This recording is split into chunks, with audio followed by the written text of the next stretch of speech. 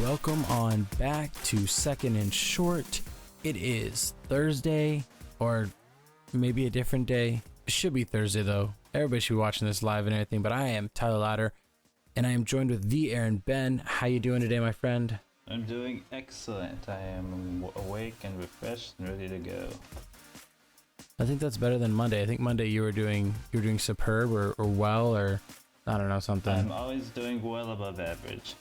Alrighty, well, let's shift back on over as it is the Thursday episode, and let's shift on over to the NFC. And we're going to talk about a position that we really haven't covered much this offseason at all, outside of like rookies, and breaking them down.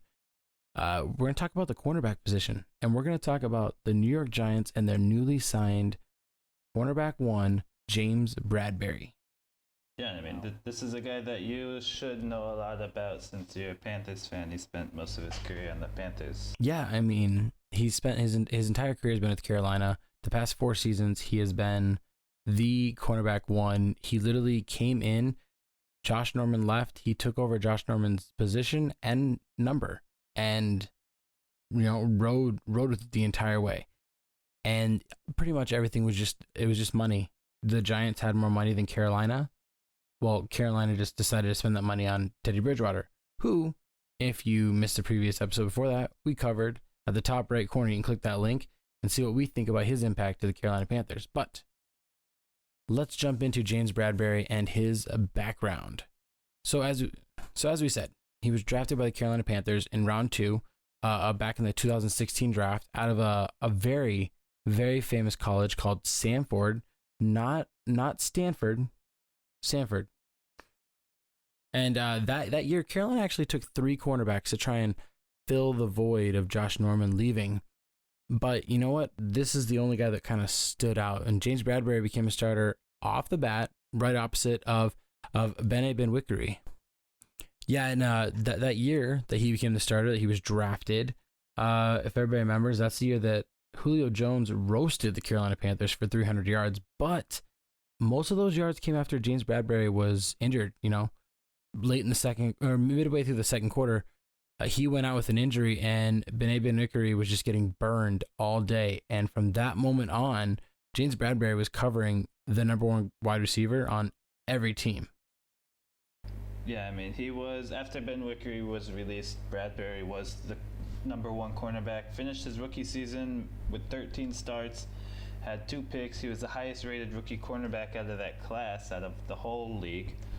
And he's been solid as a starting corner. He's been covering, like we'll talk about a bit later, but he's a guy that can shadow number 1 receivers.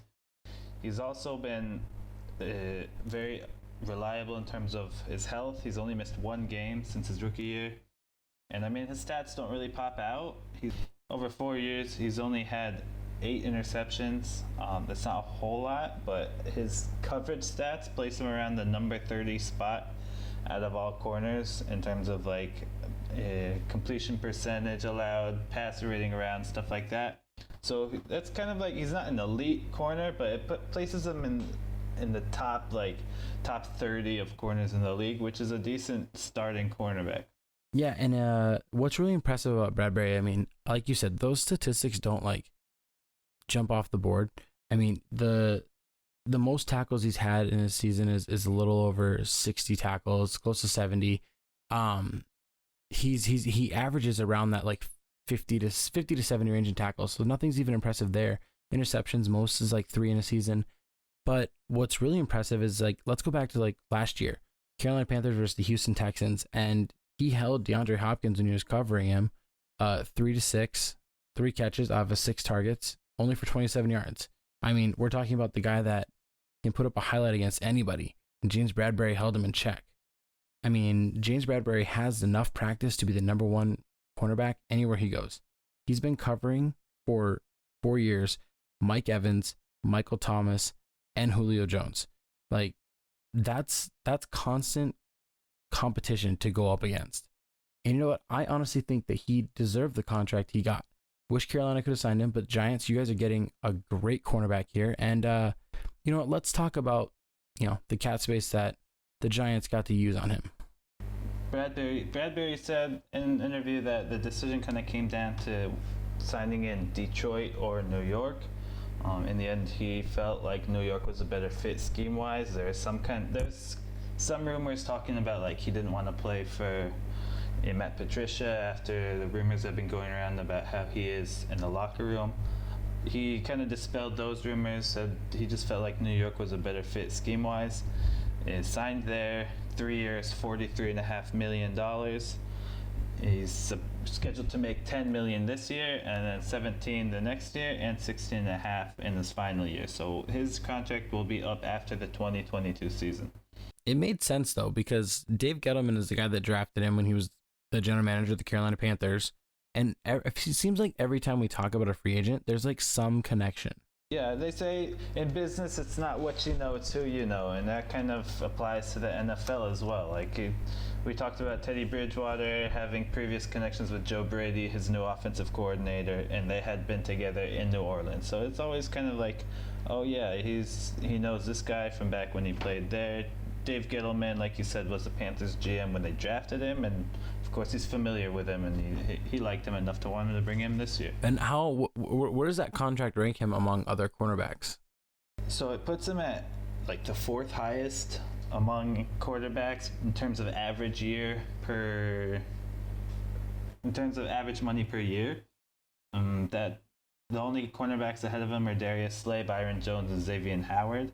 It may seem like a lot, but this is kind of what happens every year. The salary cap goes up. The amount of money that you can spend on a certain position goes up. And I mean, we see it all the time with quarterbacks. When Kirk Cousins and started making $30 million a year, people were just like blown out of their minds. But that's just how it works. Salary cap goes up, salaries go up, and every year it seems like we have a new player who's the highest paid player at his position in NFL history. But that's just kind of how it be. Well, I mean, and actually, I mean, you look at that. I mean, Slay signed an extension when he got traded and to Philly, and Byron Jones and Xavier Howard just signed their contracts as well. So it's not just Bradberry; it's all 4 of these guys. I mean, Slay was kind of already there with Detroit, but Jones, Howard, and Bradberry together all kind of just got boosted all at once. So it makes sense. Like, there's nothing real like mind-blowing about this contract. All right, let's talk about how he's going to fit in with this defense. I mean, he said himself that it's a better defensive fit, and let's tell everybody why we also agree that it's a good defensive fit. So the Giants, as we know, there's a whole story with DeAndre Baker and his arrest this past offseason. It remains to be seen what will come of that. The Giants are in need of some veteran leadership in the secondary.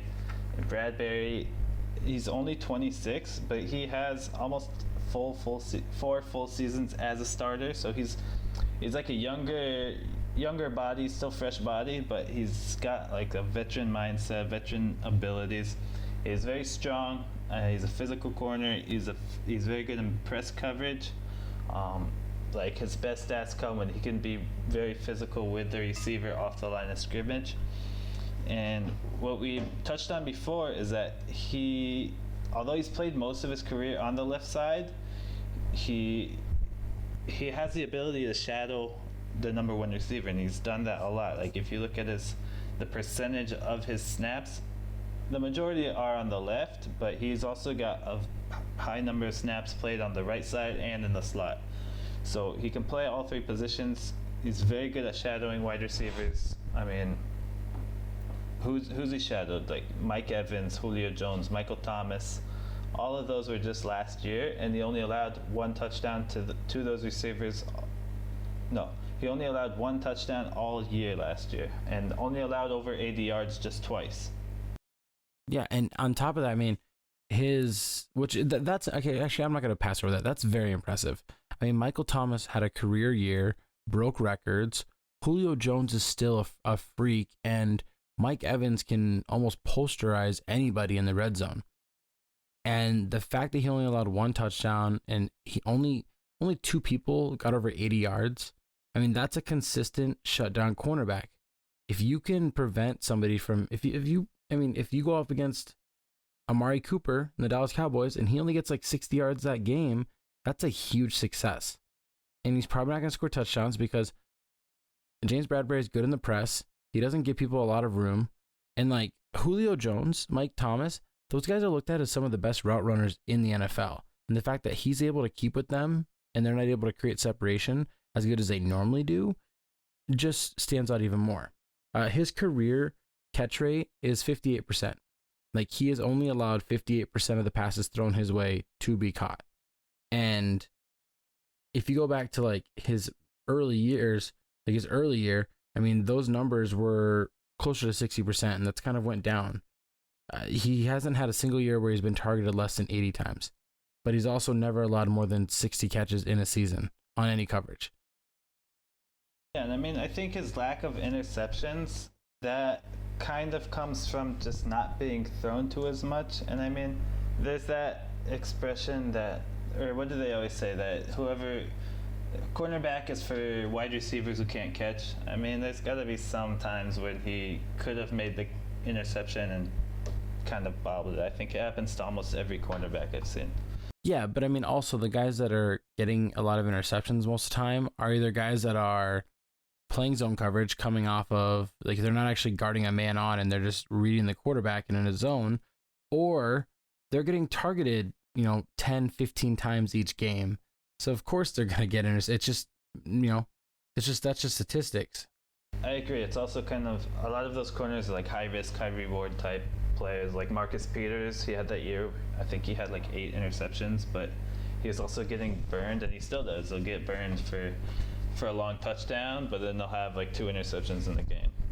So Bradberry's kind of a more safer corner. He's not going to give up those huge plays, and you've seen it. Like we said, he allowed over 80 yards in a game just twice this year, which is a crazy stat in my opinion. Yeah, I mean, and if you look at like the career of like other shutdown cornerbacks, like Darrelle Revis, this is a big leap because Darrelle Revis was like the end all be all for the longest time, but he only had 3 seasons of 5 or more interceptions. Everything else was 4, most years it was 1 or 2. The reason why is because he's able to stay on the press so well, and he's able to break up passes more than just get interceptions, which obviously you want turnovers, but I mean, that's just like what I'm looking at there. I mean, 29 career interceptions for Darrelle Revis. You would think those numbers would be higher, but when you're not thrown to all the time, there's only so much you can do. Back to Bradberry. So Bradberry, if we're talking about like a short-term, long-term impact, what are you thinking about? Here's what I think. I think if DeAndre Baker, we still don't know what's going to happen with him. Once that is all settled, then we can kind of evaluate the impact more. If he's gone, the short-term impact is that the Giants get a number 1 cornerback. If he's still there, the Giants still get a number 1 cornerback, but now they also get somebody that can kind of like mentor. I know he's only 26. I get that. But I mean, he has almost, 64 starts in his career.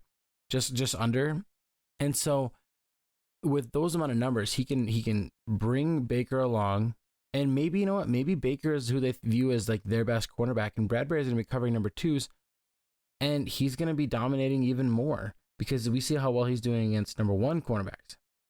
This defensive backfield for the Giants is going to look so nasty. If Baker's there, they just added Bradberry. They already had Jabril Peppers, who they traded for last season. And then they just drafted Alabama safety Xavier McKinney, who fell to them in the 2nd round. I mean, this secondary looks dangerous. It's full of playmakers. It's full of guys that are big, strong-bodied players that can press and can, step up against that line. And I think he's going to have a huge impact right away for this Giants team. I mean, and you got to. I agree. I think if Baker does stay, then Baker's got he's still on his rookie deal. They've got Bradberry, who's signed for 3 years. They have this like cornerback tandem that has the potential to be very good. I'm not saying they are top 10 in the league, top 5 in the league. I'm saying they have potential to be that good, given that Baker plays up to his potential and stays out of trouble, and that Bradberry continues how he's been playing. So they could be a really like an elite cornerback tandem going forward. And then you got 2 safeties who are also, like, McKinney's a rookie, so we don't know, but he's supposed to be very good. Jabril Peppers has proved himself to be a good safety. So that secondary, like you said, could be very scary for opposing quarterbacks. Yeah, and I think when you look at the NFC East, I mean, we have second year, like, on fire wide receiver Terry McLaurin coming out of Washington, who I feel like Bradberry can do very well against. You can manhandle him. The Philadelphia Eagles just drafted Jalen Reagor. I mean, pending what happens with like Alshon and Deshaun Jackson, but I mean, you got to be able to cover these young guys. And then you look over at Dallas, and Dallas is stacked. I mean, Cooper, and they had Gallup, and now they just drafted CeeDee Lamb. You got to have guys that can cover playmakers, and James Bradberry is that guy. I think he's going to have a long-term effect where the Giants, this also depends on Baker, but based on Bradberry's play that we think he can do and live up to impact-wise, they're not going to have to draft a corner for the next year or two. They're going to just have to worry about getting that nickel spot, really, but they don't need to worry about an outside cornerback for the next 3 years, in my opinion. I think Bradberry, if he continues his play, if he continues like being the guy we know he can be, I think he could be a leader on that defense for, like, even after this contract's over, he'll still be younger than 30 years old, so he can go out and sign maybe another 2-3 year deal. See if he can keep it up. See if he can continue to be that veteran leader in the defensive backfield. So let's go ahead and, as best as we can with the cornerback, let's give predictions. Now, we don't have to do these the same way that like other people do predictions, where it's like he's going to get this many tackles and this many. I mean, you can do that, but let's also give an outside the box kind of prediction. So, what do you got for us first of all on the simple one? Interceptions. 3 interceptions on the season, over, under. I think he'll get around that. Maybe like 1 or 2 more. I would say between 3 and 5 interceptions would be what I would guess for him. Maybe more if DeAndre Baker does play this year, and then he can provide some support on the other side. That'll make Bradberry's job a bit easier. So, but yeah, I'd say between 3 and 5. What about tackles? Are we gonna go? That's just It doesn't even matter about tackles. Let's go catch rate. Is catch rate going to be over or under 60%? I mean, I'm looking at the wide receiver core for the NFC East. Like you said, those are some pretty. I mean, the Redskins is not super intimidating, besides Gary Terry, but that Dallas receiving core, the Philadelphia receiving core, they look pretty intimidating. I would say, given what he's shown in the past, with his ability to cover big time receivers, I would say he would be below that 60% catch rate. That's what I think. All right, and then do you have an outside the box prediction? Like I agree with you on both your takes on under 60% and getting about 4 to 5 interceptions, which will be like an outlier year for him. Let's get something different. Like, is he going to be like captain on this defense? Is he going to start all 16 games? Like, what do you think? I don't think he's going to be captain this year, since he's newer to the team, and I don't know if he's been like that kind of vocal, charismatic player enough to like take over the locker room its first year there. I think Jabril Peppers could be captain on that defense along with someone else. But I could easily see him taking over that leadership position maybe next year, going forward, taking over that defensive captain position along with Dalvin Tomlinson maybe. I don't know. It's hard to predict for me. I don't really have anything super like bold or brave to predict for him this year. I'm going to tell you right now, James Bradberry is going to make the Pro Bowl for the NFC. That's what's going to happen. That's a prediction right there. Yeah, I could see that happening. He hasn't made a Pro Bowl yet in his career. That's where it becomes bold, because obviously like a Pro Bowl, like you know, everybody makes Pro Bowl. They say, you know, that's the joke about it. Like half the people that get in still get credit for it, even if they back out, and then all the reserves get credit for it as well. But he will be named to the Pro Bowl as one of the top 4 cornerbacks for the NFC. I can dig it. I can get behind that. And that is going to do it for us here on Second and Short. Thank you guys for tuning on in here to listen to our James Bradberry breakdown on why we think he is the biggest impact free agent for the New York Giants.